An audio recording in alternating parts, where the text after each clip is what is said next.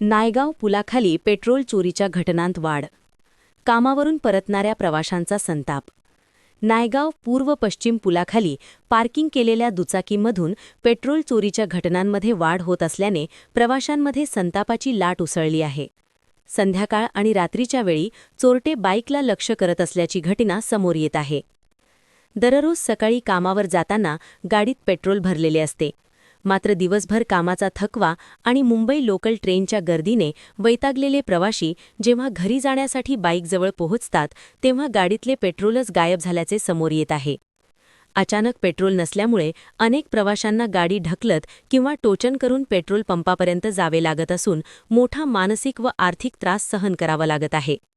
पापडी, वसई आणि नायगाव परिसरातील प्रवासी यामुळे विशेष त्रस्त झाले आहेत. सकाळी पेट्रोल असतं पण संध्याकाळी गाडी सुरूच होत नाही. रोजचा त्रास झाला आहे. पोलिसांनी कारवाई करावी. पेट्रोल चोरी करणाऱ्या टोळीचा तातडीने शोध घेण्यात यावा. पुलाखाली सीसीटीव्ही कॅमेरे बसवावेत आणि पोलीस गस्त वाढवावी अशी मागणी बाईक प्रवाशांकडून करण्यात येत आहे. दरम्यान नागरिकांनीही वाहन पार्क करताना सतर्क राहण्याचे आवाहन करण्यात आले आहे. प्रशासन या प्रकाराची दखल घेणार का याकडे सर्वांचे लक्ष लागले आहे.